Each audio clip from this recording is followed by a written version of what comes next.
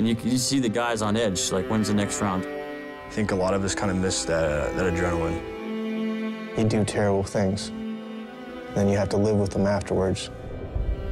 It messes with your head in every way.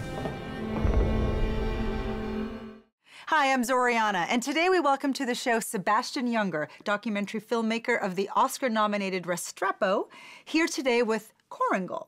Now, this is a sequel of sorts to Restrepo. Tell me a little bit about this film and how it differs from the other one. Yeah, I see them sort of as complementary to each other. Restrepo was for civilian audiences. We were in the middle of two wars, and I wanted to make a film. My colleague Tim Hetherington and I wanted to make a film that gave civilians the experience of combat in a movie theater. There's no musical score, there's no narration, there's no news footage, there's no interviews with generals. You're just on a hilltop position with these 20 guys for 90 minutes.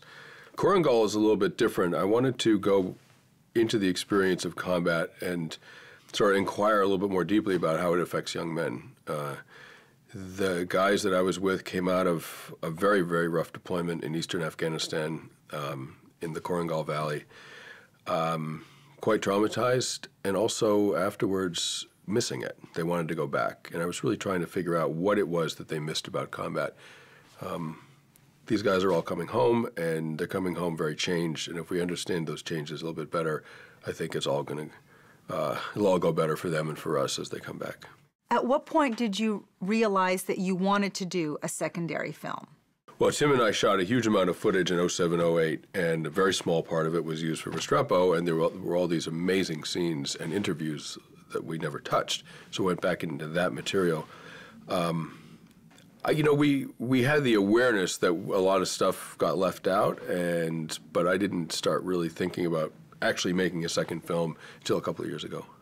Your friend Tim Hetherington, who co-directed Restrepo with you, passed away shortly after you guys were nominated for the Oscar, and it really shocked the journalism world. It shocked everybody. Was the plan to always do this sequel with him, or was it something that you wanted to do almost as a tribute to him? Yeah, he was killed in combat in Libya during the Civil War.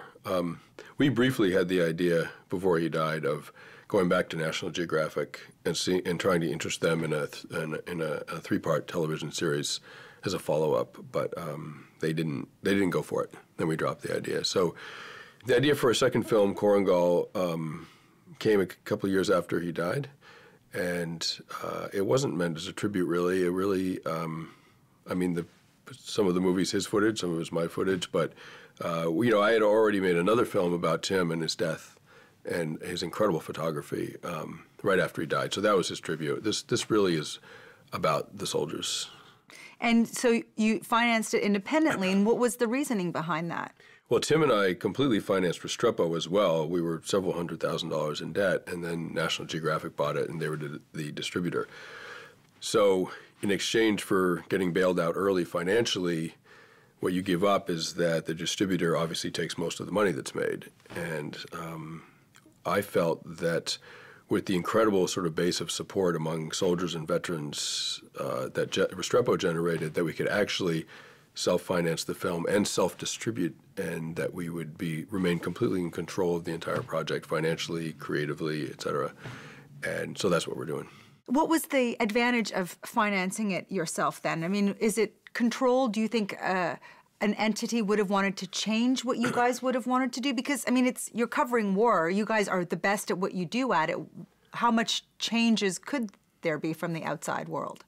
It's amazing how much corporations want to change what you do, actually. In National Geographic, we had a big fight with them about editorial control, and we told them we were going to walk away from the deal if they insisted, and they sort of blinked first. So by self-financing, you're avoiding all of that. And if the film does well, whatever the money the film makes comes back to the filmmaker, you know, which is, you know, sounds outrageous, but, you know, it seems like sort of a version of fairness. Now, the film's being released at a time where we're starting to bring our troops home from Afghanistan. It's coming to an end. Was the release of this intentional because of that? Yes, we timed the release for a moment when it clearly would feel that like the war was winding down and people were coming home. And is this to give everyone a feeling of closure by watching these guys sort of come home too and talk about what they miss about it or why they might want to return to it? Well, I mean, the film really is about the emotional consequences of war for soldiers. I mean, war does a lot of bad things to soldiers and a lot of good things to them, both. It just seemed like if we timed the film for when all this was winding down, it would allow us to sort of focus on what's going on with the vets when they get back. Mm-hmm.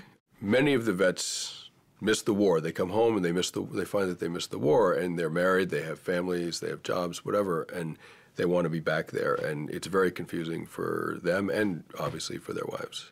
And what about you? Because although you don't fight in combat, throughout your career, you have been embedded so much with so many different soldiers in so many different wars. Do you feel that same, do you relate to maybe the high that they get or the wanting to return? Because you keep going back yourself. Yeah, I mean, after Tim was killed, I decided to stop war reporting, and I was afraid that I'd really miss it. I do miss it, but I'm also unexpectedly relieved to not be doing it anymore. But I completely relate to their reaction to it, absolutely. What do you miss about it when you do miss it? I mean, as a journalist, what I miss in war reporting is the sense of meaningfulness. I mean, here's a war. My first war was Bosnia. It's a tremendous civilian catastrophe. And you and the rest of the press corps is communicating this incredibly important and tragic thing to the rest of the world so they can make a decision about what to do.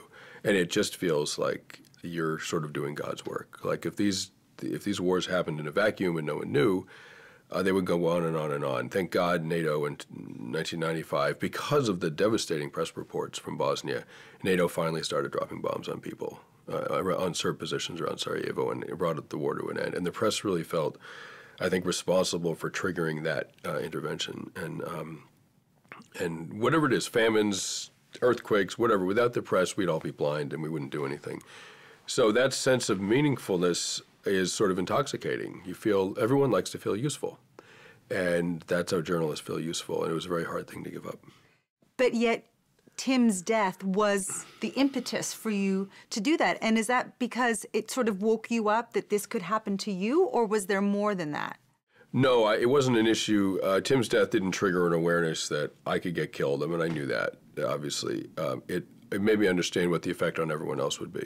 And I didn't realize that till then. On everyone I love, everyone who's close to me. Like, I didn't want to do what he was doing to his people, I didn't want to do to my people. So how do you move on? What do you go? I mean, it's such a heavy and serious topic that everything else must feel so trite after that. Well, that's the funny thing, is war is very dramatic, but it's actually, it doesn't have more meaning than the rest of life. It just seems to. And if you stop covering war, you sort of realize that, like, life has meaning in all kinds of quiet ways that are also extremely important. And it actually takes more sensitivity and more skill to understand that aspect of life and to render it in film or in a book. It's actually the ultimate challenge. War is easy to write about. It's so dramatic, you don't have to be very good. Thank you so much for coming. Korengal is a very powerful documentary. I know everyone will be strongly affected. Congratulations. Thank you. Cheers. Cheers. To the future. Apparently there's a cat. I heard the cat.